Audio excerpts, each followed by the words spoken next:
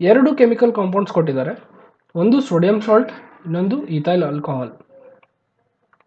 So ಈ sodium ಸಾಲ್ಟ್ನ ethyl alcohol ಅಲ್ಲಿ dissolve ಮಾಡಿದಾಗ ನಮಗೆ ಬರ್ತಕ್ಕಂಥ ಪಿ ಎಚ್ ಏನು ಅಂತ ಇಲ್ಲಿ ಪ್ರಶ್ನೆ ಮಾಡಿದ್ದಾರೆ. So likely P H is 7, actual value ಬಂದು 7.33. ಸೊ ನಿಯರೆಸ್ಟ್ 7 ಅಂತ ಚೂಸ್ ಮಾಡಿದ್ದಾರೆ. ಸೊ ಇದಕ್ಕೆ ಆಪ್ಷನ್ ಬಂದು 7.33. ಸೊ ಪಿ ಎಚ್ ಬಗ್ಗೆ ಇನ್ನೊಂದು ಸ್ವಲ್ಪ ತಿಳ್ಕೊಳ್ಳೋದಾದರೆ, ಪಿ ಎಚ್ನ ಟೋಟಲ್ ಸ್ಕೇಲ್ ಎಷ್ಟಿರುತ್ತೆ? 0 to 14. ಆವಾಗಲೇ ನಿಮ್ಗೆ ಹೇಳಿದಾಗೆ ಪಿ ಎಚ್ 7ಕ್ಕಿಂತ ಏನಾದರೂ ಜಾಸ್ತಿ ಇತ್ತಪ್ಪ ಅಂತಂದರೆ ಅದನ್ನು ನಾವು ಆಲ್ಕಲೈನ್ ಅಂತ ಕರಿತೀವಿ. ಅದೇ ಪಿ ಎಚ್ 7ಕ್ಕಿಂತ ಕಡಿಮೆ ಇತ್ತಪ್ಪ ಅಂತಂದರೆ ಅದನ್ನು ನಾವು ಆ್ಯಸಿಡ್ ಅಂತ ಕರಿತೀವಿ. ಸೊ ಒಂದಿಷ್ಟು ಆ್ಯಸಿಡ್ ಮತ್ತು ಆಲ್ಕಲೈನ್ ಕಾಂಪೌಂಡ್ಸ್ನ ನಾವು ಯಾವ್ದ್ಯಾವುದು ಅಂತ ತಿಳ್ಕೊಳ್ಳೋಣ. ಸೊ ಎಕ್ಸಾಂಪಲಲ್ಲಿ ಸಾಮಾನ್ಯವಾಗಿ ಕೇಳೋದು ಏನಪ್ಪ ಅಂತಂದರೆ, ಬ್ಯಾಟರಿ ಆ್ಯಸಿಡ್ ಏನಿದೆಯಲ್ಲ ಅದರ ಪಿ ಎಚ್ ಏನು ಅಂತ ಕೇಳ್ತಾರೆ. ಸೊ ಬ್ಯಾಟರಿ ಆ್ಯಸಿಡಿನ P H nearly 1 or less than 1 ಅಂತ ಹೇಳ್ಬೋದು. ಮತ್ತು ನಮ್ಮ ಗ್ಯಾಸ್ಟ್ರಿಕ್ ಆ್ಯಸಿಡ್ HCl ಸ್ಟಮಕ್ಕಲ್ಲಿ ಏನು ರಿಲೀಸ್ ಆಗುತ್ತೆ, ಇದರ ಪಿ ಎಚ್ ಅಪ್ರಾಕ್ಸಿಮೇಟ್ಲಿ 1.5 ಆಗಿರುತ್ತೆ. ಯೂರಿನ್ ಬಗ್ಗೆ ಕೇಳ್ತಾರೆ, ಯೂರಿನಿನ ಪಿ ಎಚ್ ಬಗ್ಗೆ ಕೇಳ್ತಾರೆ, ಅಥವಾ ಸಲೈವಾದ ಪಿ ಎಚ್ ಬಗ್ಗೆ ಕೇಳ್ತಾರೆ. ಯೂರಿನ್ ಮತ್ತು ಸಲೈವಾ ಇವೆರಡರ ಪಿ ಎಚ್ 6ರಿಂದ 7 ಮಧ್ಯಕ್ಕಿರುತ್ತೆ. ಸಮುದ್ರದ ನೀರಿನ ಪಿ ಎಚ್ ಎಷ್ಟಿದೆ ಅಂತ ಕೇಳ್ಬೋದು, ಇದು 8 to 9 ಇವೆರಡರ ಮಧ್ಯಕ್ಕಿರುತ್ತೆ. ಸೊ ಈ ರೇಂಜ್ನ ನೆನ್ಪಿಟ್ಕೊಳ್ತಾ ಹೋಗಿ.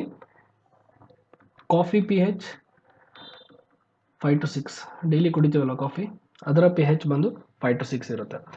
ಮುಂದಿನ ಪ್ರಶ್ನೆಗೆ ಹೋಗೋಣ. ಮುಂದಿನ ಪ್ರಶ್ನೆ, containers for keeping strong acid are made up of.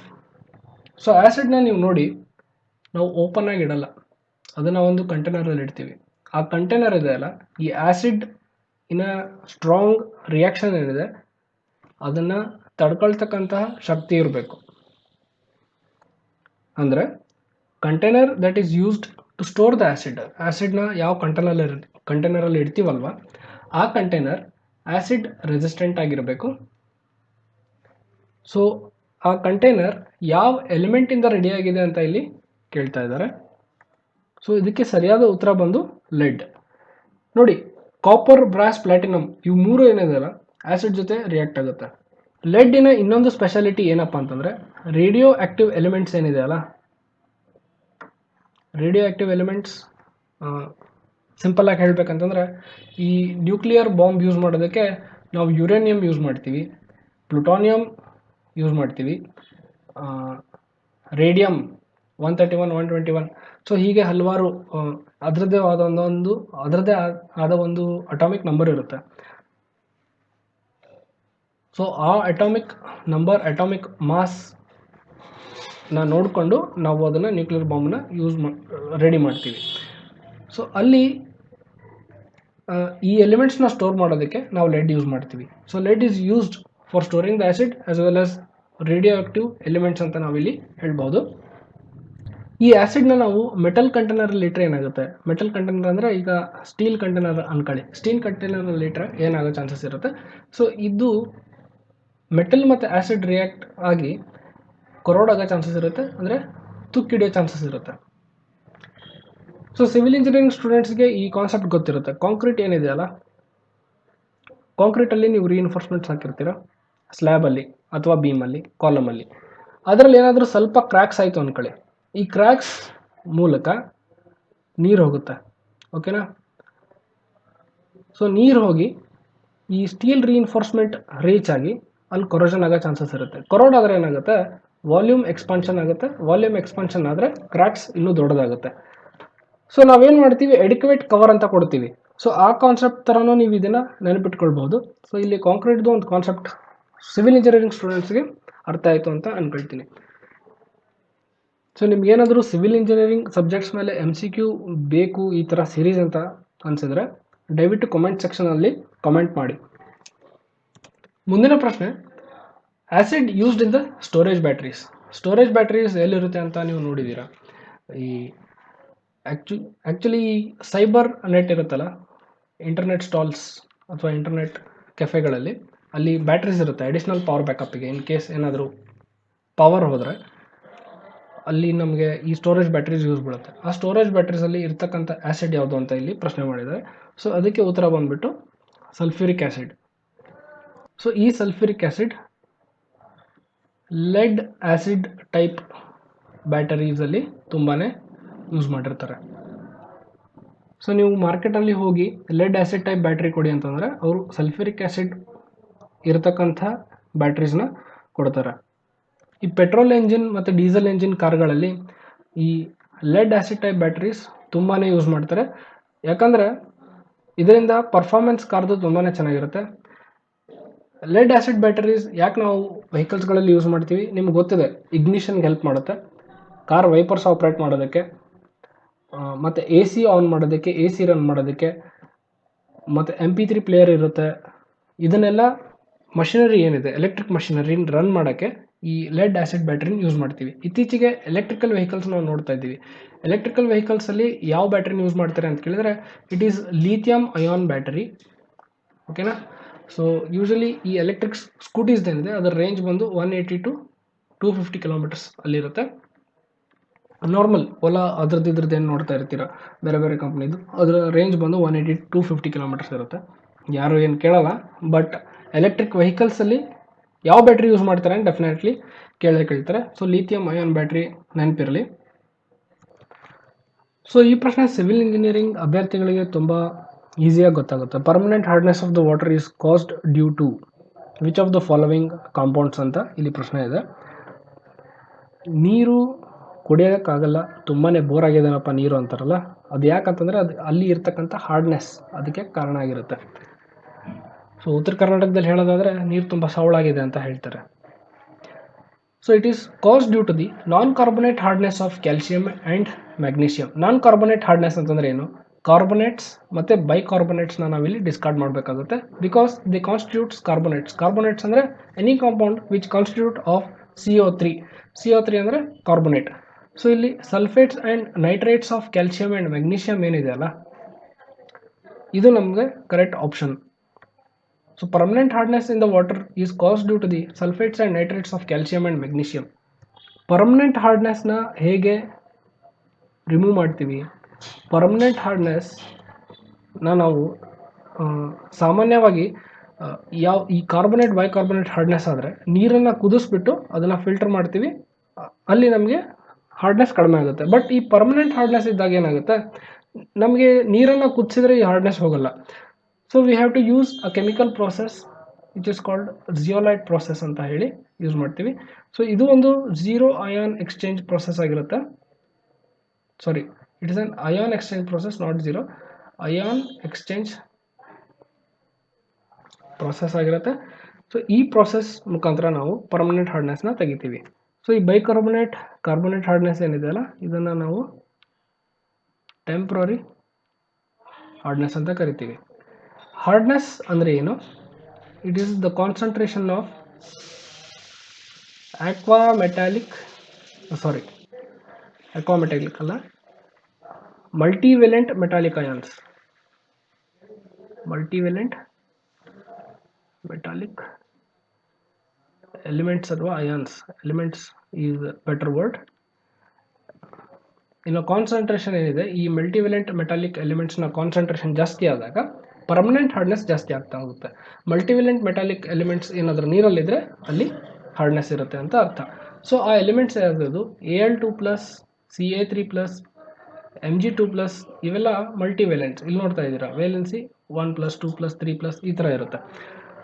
So ಈ ಎಲಿಮೆಂಟ್ಸ್ ಅಥವಾ ಕಾಂಪೌಂಡ್ಸ್ ಇದ್ದಾಗ ನೀರಲ್ಲಿ ಹಾರ್ಡ್ನೆಸ್ ಬರುತ್ತೆ.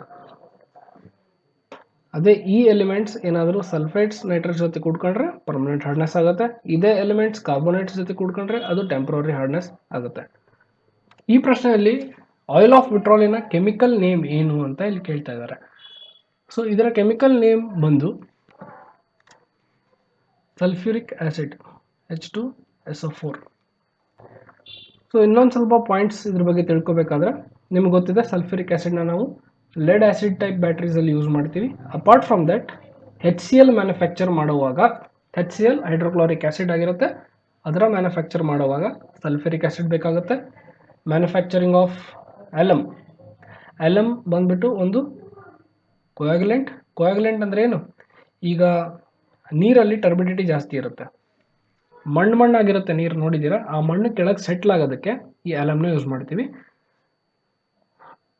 ಇನ್ manufacturing of fertilizers, drugs, detergents and explosives. ಹೌದು, ಡ್ರಗ್ಸು, ಡಿಟರ್ಜೆಂಟ್ಸು, ಫರ್ಟಿಲೈಸರ್ಸ್, ಎಕ್ಸ್ಪ್ಲೋಸಿವ್ಸ್ನ ಯೂಸ್ ಮಾಡೋದಕ್ಕೆ ಮ್ಯಾನುಫ್ಯಾಕ್ಚರ್ ಮಾಡೋದಕ್ಕೆ ಸಲ್ಫ್ಯೂರಿಕ್ ಆ್ಯಸಿಡ್ನ ಯೂಸ್ ಮಾಡ್ತೀವಿ. ಸೊ ಇನ್ನೊಂದು ಥರದ ವಿಟ್ರಾಲ್ ಇದೆ, ಸುಮಾರು ಇದಾವೆ ಆ್ಯಕ್ಚುಲಿ ವಿಟ್ರಾಲ್ ಅಂತಕ್ಕಂಥದ್ದಲ್ಲಿ. ಎಕ್ಸಾಮ್ ಪಾಯಿಂಟ್ ಆಫ್ ವ್ಯೂ ಯಾವ್ದು ಇಂಪಾರ್ಟೆಂಟ್ ಅನ್ನೋದ್ರ ಬಗ್ಗೆ ಇಲ್ಲಿ ನಾನು ಹೇಳ್ತೀನಿ. ಸೊ ಇನ್ನೊಂದು ಬ್ಲೂ ಆರ್ ರೋಮನ್ ವಿಟ್ರಾಲ್ ಅಂತ ಕರಿತೀವಿ. ಈ ಬ್ಲೂ ಅಥವಾ ರೋಮನ್ ವಿಟ್ರಾಲ್ ಕಾಪರ್ ಸಲ್ಫೇಟ್ ಅಥವಾ ಕ್ಯುಪ್ರಿಕ್ ಸಲ್ಫೇಟ್ ಅಂತ ಏನು ಕರಿತೀವಿ, cupric sulphate is right word. CuSO4 ಇನ್ನೊಂದು ಹೆಸರು ಬಂದು ಈ ಬ್ಲೂ ಅಥವಾ ರೋಮನ್ ವಿಟ್ರಾಲ್. ಗ್ರೀನ್ ವಿಟ್ರಾಲ್ ಅಂತ ಇನ್ನೊಂದಿದೆ. ಸೊ ಗ್ರೀನ್ ವಿಟ್ರಾಲ್ ಕಾಪರ್ ಆಸ್ಗೆ ಕರಿತೀವಿ. ಕಾಪರ್ ಆಸ್ ನಿಮ್ಗೆ ಗೊತ್ತಿದೆ, FeCl3, FeSO4, ಇನ್ನು ಆಕ್ಸೈಡ್ಸ್ ಏನಿದೆ ಅದಕ್ಕೆ ನಾವು ಕಾಪರ್ ಆಸ್ ಅಂತ ಕರಿತೀವಿ. Vitriols are commonly, green vitriols are commonly ferrous sulphate. So chloride ಬೇಡ, ಅದು ಕ್ಲೋರಿನೇಟೆಡ್ ಕಾಪರ್ ಆಸ್ ಆಗುತ್ತೆ. ಕ್ಲೋರಿನೇಟೆಡ್ ಕಾಪರ್ ಆಸ್ ಅಂದರೆ FeCl3. ಸೊ ಸೂಕ್ತವಾದದ್ದು ಗ್ರೀನ್ ವಿಟ್ರಾಲ್ಗೆ ಫೆರಸ್ ಸಲ್ಫೇಟ್. ಇನ್ನೊಂದು ಯುರಾನ್ ವಿಟ್ರಾಲ್ ಅಂತ ಕರಿತೀವಿ, ಅದು ಯುರೇನಿಯಂ ಸಲ್ಫೇಟ್ ಆಗುತ್ತೆ. ಯುರಾನ್ ವಿಟ್ರಾಲ್ ಯುರೇನಿಯಂ ಸಲ್ಫೇಟ್ ಆಗುತ್ತೆ. ಈ ಯುರೇನಿಯಂ ಸಲ್ಫೇಟಲ್ಲಿ USO4 ಟ್ವೈಸ್ ಇದರ ಕೆಮಿಕಲ್ ನೇಮ್ ಆಗಿರುತ್ತೆ. ಮುಂದಿನ ಪ್ರಶ್ನೆ, metallic oxides are dash in nature. Metallic ಆಕ್ಸೈಡ್ಸಿನ ಗುಣ ಎಂಥದ್ದು, ಸ್ವಭಾವ ಎಂಥದ್ದು, ಆ್ಯಸಿಡ್ ಅಥವಾ ಬೇಸ್ ಅಂತ ಎಲ್ಲ ಕೇಳ್ತಾ ಇದ್ದಾರೆ. Metallic oxides are usually basic in nature. ಒಂದು ಬೇಸಿಕ್ ಆಕ್ಸೈಡ್ ಏನಿದೆ ಅಂದರೆ ಒಂದು ಮೆಟಾಲಿಕ್ ಆಕ್ಸೈಡ್ ಏನಿದೆ ಅದು ಕೇವಲ ಆಸಿಡಿಕ್ ಆಕ್ಸೈಡ್ ಜೊತೆ ಮಾತ್ರ ರಿಯಾಕ್ಟ್ ಆಗುತ್ತೆ. ಅದೇ ರೀತಿ ಒಂದು ಆಸಿಡಿಕ್ ಆಕ್ಸೈಡ್ ಒಂದು ಬೇಸಿಕ್ ಆಕ್ಸೈಡ್ ಜೊತೆ ಮಾತ್ರ ರಿಯಾಕ್ಟ್ ಆಗುತ್ತೆ. ಒಂದು ಆಸಿಡಿಕ್ ಆಕ್ಸೈಡ್ ಮತ್ತು ಇನ್ನೊಂದು ಆಸಿಡಿಕ್ ಆಕ್ಸೈಡ್ ಜೊತೆ ರಿಯಾಕ್ಷನ್ ಆಗಲ್ಲ. ಅದೇ ರೀತಿ ಒಂದು ಬೇಸಿಕ್ ಆಕ್ಸೈಡ್ ಮತ್ತೊಂದು ಬೇಸಿಕ್ ಆಕ್ಸೈಡ್ ಜೊತೆ ರಿಯಾಕ್ಟ್ ಆಗಲ್ಲ. ಇದು ನೆನಪಿರಲಿ. ಈ ಆಸಿಡಿಕ್ ಆಕ್ಸೈಡ್ ಮತ್ತು ಬೇಸಿಕ್ ಆಕ್ಸೈಡ್ನ ಹೊರತುಪಡಿಸಿ ಇನ್ನೊಂದು ಆಕ್ಸೈಡ್ ಇದೆ. ಆ ಆಕ್ಸೈಡ್ನ ಹೆಸರು ಅಟ್ಮಾಸ್ಫಿಯರಿಕ್ ಆಕ್ಸೈಡ್ ಅಂತ. ಸೊ ಇದರ ವಿಶೇಷತೆ ಏನಪ್ಪ ಅಂತಂದರೆ ಇದು ಆಸಿಡ್ ಮತ್ತು ಬೇಸ್ ಇವೆರಡರ ಜೊತೆನೂ ರಿಯಾಕ್ಟ್ ಆಗುತ್ತೆ. ಇಲ್ಲಿ 2 ಪಾಯಿಂಟ್ ನೆನಪಿರಲಿ. Oxides of non metals acidic ಆಗಿರುತ್ತೆ, aqueous solutions of metallic oxides basic ಆಗಿರುತ್ತೆ.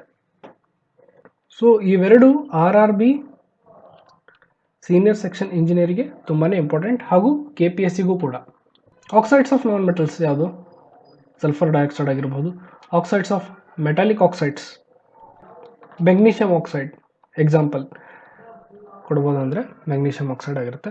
So with this we finish some important MCQs on acids, bases and salts. ಇನ್ನೊಂದಿಷ್ಟು ಇಂಪಾರ್ಟೆಂಟ್ ಪಾಯಿಂಟ್ಸ್ ಹೇಳೋದಾದರೆ, ಒಂದು ಸೊಲ್ಯೂಷನ್ ಕೊಟ್ಟಿರ್ತಾರೆ, ಅದು ನೀವು ಆ್ಯಸಿಡ್ ಹೌದೋ ಅಲ್ವೋ ಅಂತ ಟೆಸ್ಟ್ ಮಾಡೋದಕ್ಕೆ ಒಂದಿಷ್ಟು ಸಿಂಪಲ್ ಟೆಸ್ಟ್ಗಳನ್ನು ನಾವು ತಿಳ್ಕೊಳ್ಳೋಣ. ಲಿಟ್ಮಸ್ ಪೇಪರ್ ಟೆಸ್ಟ್ ಮೊದಲನೇ ಟೆಸ್ಟ್ ಆಗಿರುತ್ತೆ. ಲಿಟ್ಮಸ್ ಪೇಪರ್ ಟೆಸ್ಟಲ್ಲಿ ಏನಾಗುತ್ತೆ ಅಂತಂದರೆ, ಈ ಲಿಟ್ಮಸ್ ಪೇಪರ್ನ ನೀವು ಕೊಟ್ಟಿರ್ತಕ್ಕಂಥ ಸೊಲ್ಯೂಷನಲ್ಲಿ ಹಾಕಿದರೆ ಆ ಸೊಲ್ಯೂಷನ್ ನ್ಯೂಟ್ರಲ್ ಇದ್ದರೆ ಆ ಲಿಟ್ಮಸ್ ಪೇಪರ್ ತೋರಿಸ್ತಕ್ಕಂಥ ಕಲರ್ ಪರ್ಪಲ್ ಆಗಿರುತ್ತೆ. ಅದೇ ಸೊಲ್ಯೂಷನ್ ಆಸಿಡಿಕ್ ಆಗಿದ್ದರೆ ಅದು ತೋರಿಸ್ತಕ್ಕಂಥ ಕಲರ್ ರೆಡ್ ಆಗಿರುತ್ತೆ. ಅದೇ ಸೊಲ್ಯೂಷನ್ ಬೇಸಿಕ್ ಆಗಿದ್ದರೆ ಅದು ತೋರಿಸ್ತಕ್ಕಂಥ ಕಲರ್ ಬ್ಲೂ ಆಗಿರುತ್ತೆ. ಇನ್ನು ಟರ್ಮರಿಕ್, ಎಲ್ಲರ ಮನೆಯಲ್ಲೂ ಟರ್ಮರಿಕ್ ಇರುತ್ತೆ. ಈ ಅರಿಶಿಣದ ಕೊಂಬು ಇರುತ್ತಲ್ಲ, ಆ ಕೊಂಬಿನಿಂದ ಡಿಟೆಕ್ಟ್ ಮಾಡ್ತೀವಿ. So turmeric is natural indicator. Turmeric basically ಯಾವ ಕಲರಲ್ಲಿರುತ್ತೆ? ಯೆಲ್ಲೋದಲ್ಲಿರುತ್ತೆ. ಈಗ ಕೊಟ್ಟಿರ್ತಕ್ಕಂಥ ಸೊಲ್ಯೂಷನ್ನಲ್ಲಿ ಈ ಟರ್ಮರಿಕ್ ಅಥವಾ ಅರಿಶಿಣ ಕೊಂಬನ್ನು ನಾವು ಹಾಕಿದರೆ ಆ ಟರ್ಮರಿಕ್ ಏನಿದೆ ಏನಾದರೂ ಕಲರ್ ಬ್ರೌನಿಶ್ ರೆಡ್ ಆಗಿ ಚೇಂಜ್ ಆದರೆ ಆ ಸೊಲ್ಯೂಷನ್ನು ಅಲ್ಕಲೈನ್ ಅಂತ ನಾವು ಹೇಳ್ತೀವಿ. ಅಂದರೆ ಅದರ pH greater than 7 ಅಂತ ನಾವು ಹೇಳ್ತೀವಿ. ಸಪೋಸ್ ಸೊಲ್ಯೂಷನ್ ಏನಾದರೂ ಆ್ಯಸಿಡಿಕ್ ಇದ್ದು ಆ ಆ್ಯಸಿಡಿಕ್ ಸೊಲ್ಯೂಷನ್ನಲ್ಲಿ ನಾವು ಈ ಟರ್ಮೆರಿಕ್ನ ಏನಾದರೂ ಹಾಕಿದರೆ ಅಲ್ಲಿ ಯಾವುದೇ ರೀತಿಯ ಕಲರ್ ಚೇಂಜ್ ಆಗಲ್ಲ. So there will be no change in the colour when the solution given is acidic in nature. Suppose if it is alkaline in nature the colour changes to brownish red. ಇನ್ನೊಂದು red cabbage test ಅಂತಾನು ಹೇಳ್ತೀವಿ. ಇದು ಸಹ ನಮಗೆ ಕೊಟ್ಟಿರ್ತಕ್ಕಂಥ solution acid ಅಥವಾ base ಅಂತ determine ಮಾಡೋದಕ್ಕೆ ತುಂಬಾನೇ ಹೆಲ್ಪ್ ಮಾಡುತ್ತೆ. ಸಿ ಈ ರೆಡ್ ಕ್ಯಾಬೇಜ್ ಜ್ಯೂಸ್ನ ಕಲರ್ ಏನಿದೆ ಇದು ಪರ್ಪಲ್ ಆಗಿರುತ್ತೆ. ಸಪೋಸ್ ಈ ರೆಡ್ ಕ್ಯಾಬೇಜ್ ಆಸಿಡಿಕ್ ಸಾಯಿಲಲ್ಲಿ ಏನಾದರೂ ಬೆಳೆದ್ರೆ, ಈ ರೆಡ್ ಕ್ಯಾಬೇಜನ್ನು ಆಸಿಡಿಕ್ ಸಾಯಿಲಲ್ಲಿ ಏನಾದರೂ ಬೆಳೆದ್ರೆ ಇದರ ಲೀವ್ಸ್ ಏನಿದೆ, ಇದರ ಎಲೆಗಳು ಅವು ಕೆಂಪು ಬಣ್ಣವನ್ನು ಹೊಂದಿರ್ತವೆ. Suppose if this red cabbage grows in alkaline soil, ಅದರ ಎಲೆಗಳೇನಿದೆ ಅಲ್ಲ ಅವು ಯೆಲ್ಲೋಯಿಶ್ ಗ್ರೀನ್ ಆಗಿರುತ್ತೆ, ಯೆಲ್ಲೋಯಿಶ್ ಗ್ರೀನ್ ಕಲರ್ ಆಗಿರುತ್ತದೆ. ಸೊ ರೆಡ್ ಕ್ಯಾಬೇಜಿಂದ ಮಣ್ಣು ಏನಿದೆ ಅಲ್ಲ ಆ ಮಣ್ಣು ಆಸಿಡಿಕ್ ನೇಚರ್ ಅಥವಾ ಅಲ್ಕಲೈನ್ ನೇಚರ್ ಅನ್ನೋದನ್ನ ನಾವು ತಿಳ್ಕೊಳ್ತೀವಿ. ಓಕೆನಾ? So with this we finish important MCQs from acid, bases and salts. Thank you.